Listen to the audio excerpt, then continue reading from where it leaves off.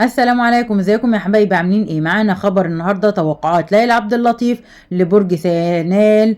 حظ يلامس السماء في اول اسبوع من اكتوبر. يلا بينا نشوف البرج، بس اهم حاجه مش تنسوني في اللايك والشير والسبسكرايب وتفعيل الجرس علشان يوصلكم مننا كل جديد. يلا حبايبي نشوف البرج اللي حظه هيلامس السماء. يلا بينا. توقعات ليلى عبد اللطيف لبرج فلكي سينال حظ يلامس السماء في اول اسبوع من اكتوبر.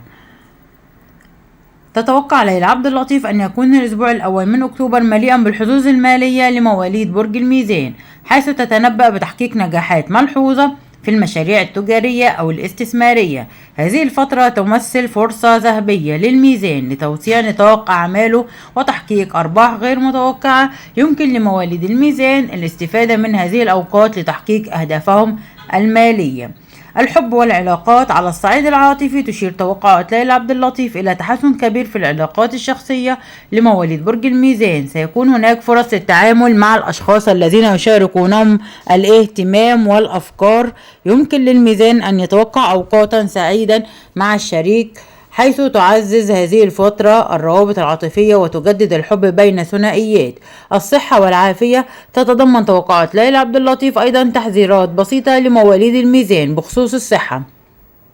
من المهم الحفاظ على نمط حياة صحية وممارسة الرياضة بانتظام. يمكن أن تؤثر الضغوطات اليومية على الصحة النفسية، لذا ينصح بأخذ فترات راحة والاستمتاع بالأنشطة الترفيهية. نصائح لمواليد برج الميزان بناء على توقعات ليلى عبد اللطيف. يفضل لمواليد برج الميزان استغلال هذه الفرصة الذهبية سواء على الصعيد المالي أو العاطفي.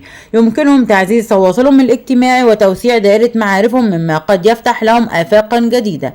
ختاما، بناء على توقعات ليلى عبد اللطيف، يبدو أن برج الميزان مقبل على فترة مليئة بالتحديات والفرص. ينصح بالاستفادة القصوى من هذه الفترة، حيث يعدها الفلك بتجارب مميزة تلامس السماء. يمكن لمواليد الميزان أن يتوقعوا أسبوعا من النجاح والسعادة، مما يجعل أكتوبر 2024 بداية جديدة لمغامراتهم الفلكية. وبكده يكون ده الفيديو بتاعي. مش تنسوني في اللايك والشير والسبسكرايب وتفعيل الجرس علشان يوصلكم مني كل جديد، وعيلتي الصغيرة تكبر بيكم يا احلى متابعين ومشاهدين القناة. ولغاية ما ارجع لكم فيديو اخر، اسيبكم في رعاية الله وامنه، والسلام عليكم ورحمة الله وبركاته. لايك وشير وسبسكرايب لبرج فلكي سينال حظ يلامس السماء في اول اسبوع من اكتوبر. خبيرة الفلك ليلى عبد اللطيف تكشف عنه.